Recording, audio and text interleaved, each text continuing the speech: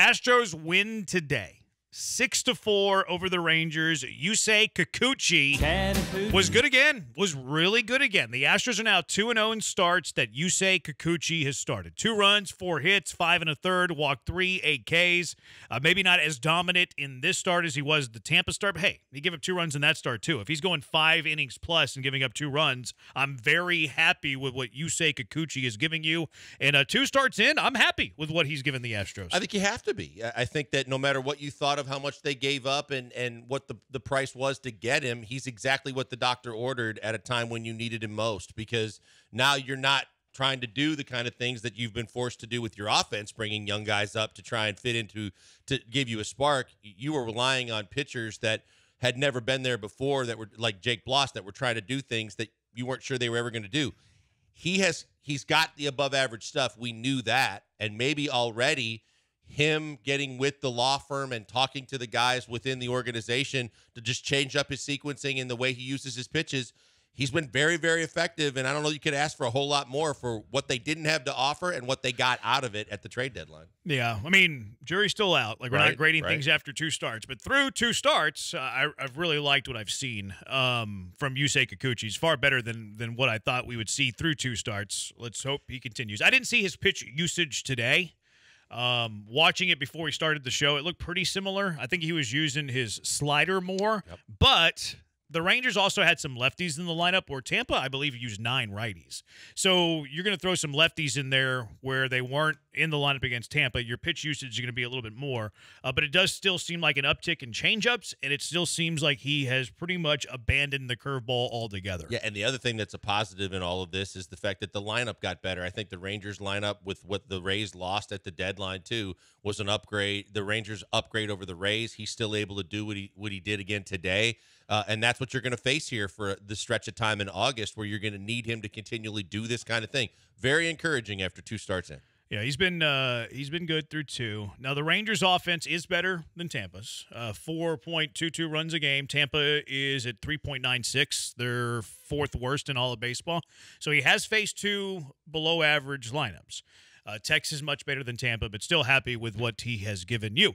And then the offense. The offense did some things. Now, you weren't facing the best pitching from Texas. Urena was on the mound. Now, he's been okay this year, but he only lasted 4 innings. You get to the bullpen, but 6 runs, 13 hits for an offense that has been struggling.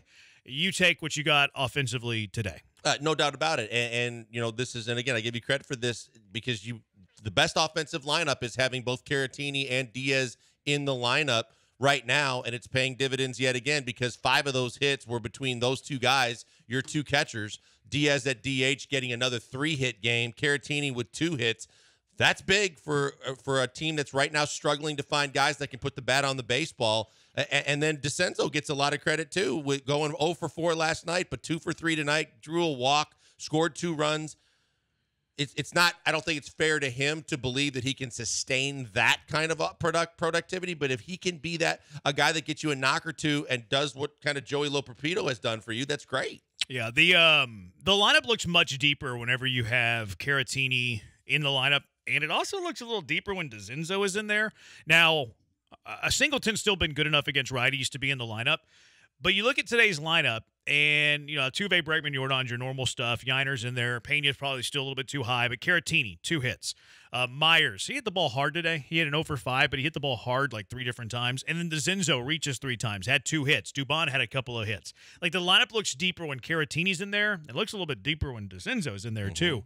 When Tucker's back, man, it's not a bad lineup. It's not bad. It's not a bad lineup. And, you know, when we talked about the fact that we were looking at first base as more of a platoon situation, if you can platoon those 2 guys at first base, because DeCenzo's capable of playing first, and you don't foresee many times he's going to be playing third with Bregman there, that's an upgrade in itself. And if you get the 2 catchers both in the lineup, that's going to provide you with an upgrade offensively as well. It's nice to see Dubon get a couple of knocks, because he looked lost earlier in the last week or so.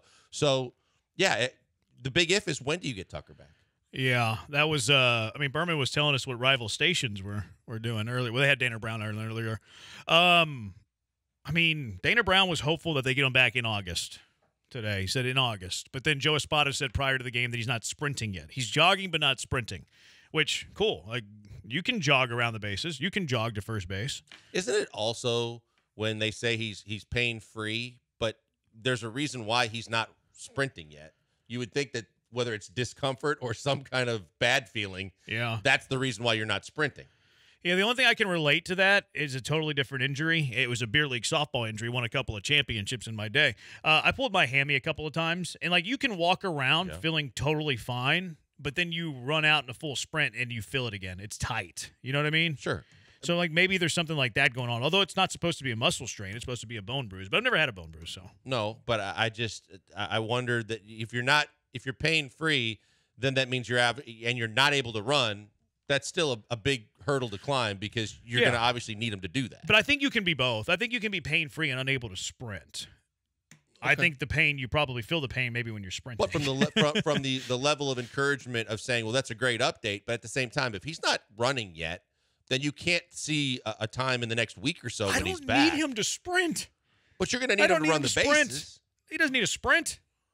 He doesn't need a sprint around the bases. You say that now, but there's going to be a time once you get on the bases where – No, okay. I'm willing to take Kyle Tucker as a DH jogging around the bases over somebody else, if Jordan's playing left, DHing and running full speed. Like, would you rather John Singleton DH and be able to sprint or Kyle Tucker DH and run 75%? Well, sure, you'd rather have the eye and the bat of Kyle Tucker, but the problem that I have, too, is twofold in the fact that, one, I'm worried about if he does, at a certain point, I think he's going to have to sprint, but also, more importantly, he did all of this while in the box swinging a bat, and I don't know how you're going to try and prevent or combat it from happening again.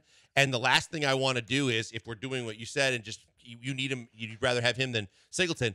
But all along the thing was you don't want to bring him back till he's 100% because you're going to really need him, and you don't want him at like 75. I don't think the time to do it's on August 7th. But if today were a must-win game, yeah, I want him at 75% as my DH.